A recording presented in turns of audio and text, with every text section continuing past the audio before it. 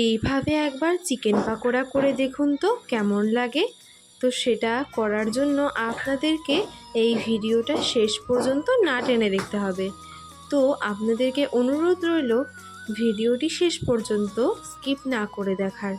আর ভিডিওটি আপনাদের অনেক পছন্দের হবে, আমি সেটা আশা করছি। তো আগেই দেখিয়ে দিলাম যে পাকোড়াটা ঠিক কেমন হয়েছে। তো চলুন আর দেরি করব না, ভিডিওটি শুরু করা যাক। চিকেন পাকোড়া বানানোর জন্য আমাদের যেটা মেইন লাগবে সেটা হচ্ছে চিকেন।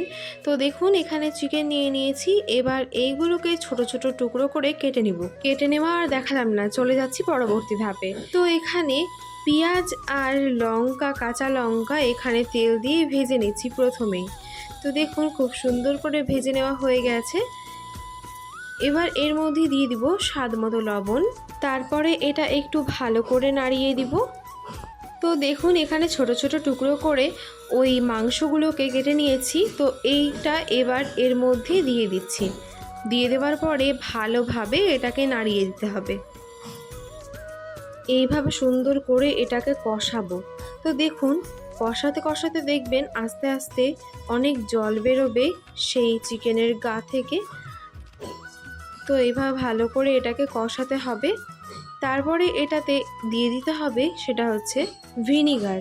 তো এখানে দিয়ে দিচ্ছি 2 চামচা মতো ভিনিগার। তো এখানে আপনার ভিনিগারের পরিবর্তে আপনারা লেবুও ইউজ করতে পারেন। তো এই লেবুটা বা ভিনিগারটা দিলে কি হবে, মাংসের যে গন্ধ সেটা একদমই থাকবে না। তারপরে এটা আবারও ভালো করে নাড়িয়ে নিচ্ছি। দেখুন কতটা জল বেরিয়েছে মাংসের গা থেকে। যখন জলটা অনেকটাই বেরিয়ে আসবে তখন এর মধ্যে দিয়ে দিতে হবে আদা রসুন বাটা আর দিয়ে দিতে হবে কাঁচা লঙ্কা কুচি। তো সেটা দিয়ে আবারও ভালো করে নাড়িয়ে দিতে হবে। তারপরে এর মধ্যে দিয়ে দিব টমেটো কুচি। তা দেওয়ার পরে আবারও ভালো করে এটাকে নাড়িয়ে নিব। এইভাবেই দেখবেন আস্তে আস্তে জলটা শুকিয়ে আসবে।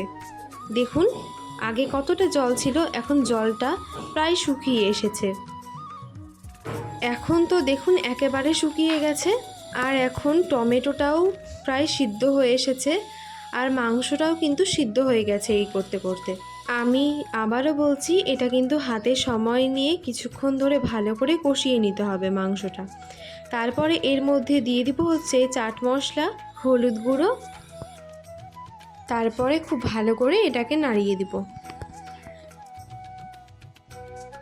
তারপরে মাংসটা যখন হয়ে যাবে নামানোর ঠিক কিছুক্ষণ আগে এর মধ্যে দিয়ে দিব হচ্ছে মিট মশলা। এখানে আমরা সানরাইজের মিট মশলাটা ব্যবহার করেছি। তারপরে এটাকে ভালো করে আবারও নাড়িয়ে দিতে হবে। কিছুক্ষণ নাড়াচাড়া করে তারপরে এটাকে নামিয়ে দিবেন। তাহলে এখানে কিন্তু আমাদের পাকোড়ার জন্য মাংস একদম রেডি। তো এক সাইডে এটা এখন রেখে দিব। এবার যেটা আমাদের করতে হবে সেটা হচ্ছে এখানে একটা পাত্রে নিয়ে নিচ্ছি হচ্ছে কাঁচা লঙ্কা কুচি এবং পেঁয়াজ কুচি। দেখুন এখানে অনেকটা পরিমাণে পেঁয়াজ কুচি নিয়ে নিয়েছি। তো এবার এটা এর মধ্যে একটা পাত্রের মধ্যে দিয়ে দিতে হবে।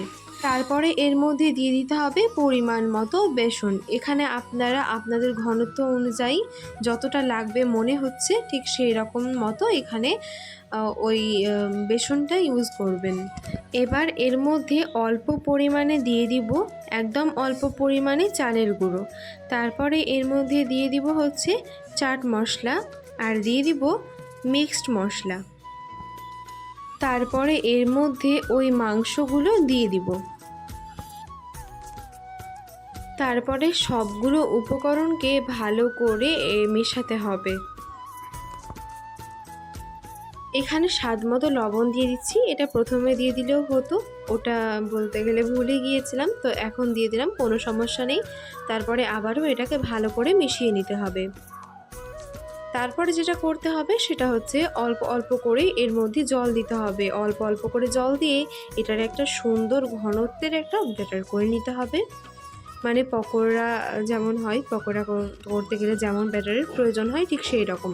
একবারে কিন্তু জল দিবেন না, অল্প অল্প করে জল দিবেন আর ভালো করে মেশাতে থাকবেন। তো এখানে একটা সুন্দর ব্যাটারের মতো করে নিব। তো এবারে একটা কড়াইতে দিয়ে দিচ্ছি সাদা তেল পরিমাণ মতো। তারপরে তেলটা গরম হওয়ার জন্য অপেক্ষা করব। যখন তেলটা গরম হয়ে যাবে তখন এর মধ্যে এইগুলো এক এক করে দিয়ে দিব। দেখুন, একটি খুন্তির সাহায্যে তেলগুলোকে এইভাবে উপরে ছিটিয়ে ছিটিয়ে দিব পাকোড়ার উপরে। এতে কী হবে, ওপরটাও অল্প অল্প ভাজা হয়ে যাবে। একদিক ভালোভাবে ভাজা হয়ে গেলে অপর দিকটাও লাল করে সুন্দর করে ভেজে নিব। তো এটা ভাজা হোক, আমি দেখিয়ে দিই। এই জিনিসটার ঘনত্বটা দেখুন, ঠিক এই রকম হবে। আপনাদেরকে একবার দেখিয়ে দিলাম, এই যে এরকম ঘনত্বের হবে। তো তারপরে এটা এরকমভাবে নিয়ে একটু হাত করে একটু হালকা যেরকম শেপ দিবেন সেরকম শেপ দিয়ে, এখানে আমরা এরকম গোল গোল শেপ দেওয়ার চেষ্টা করেছি। তো যাই হোক, এরকমভাবে করে তেলের মধ্যে দিয়ে এক এক করে সুন্দর করে ভেজে নিব। তো একটা ভাজা হচ্ছে আর একটা ভাজা হয়ে গেছে, তাই এটাকে তুলে নিলাম। এইভাবে সমস্তগুলো লাল লাল করে ভেজে নিয়ে তারপরে আপনাদের সঙ্গে দেখা করছি।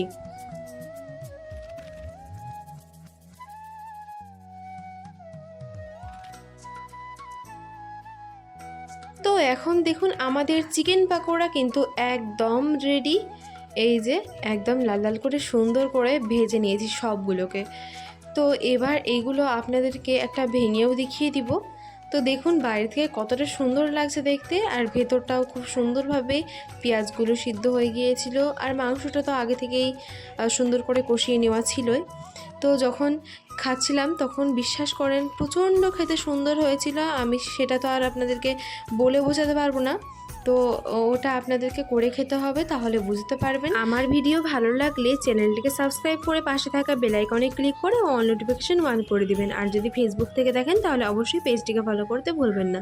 সবাইকে অনেক অনেক ধন্যবাদ।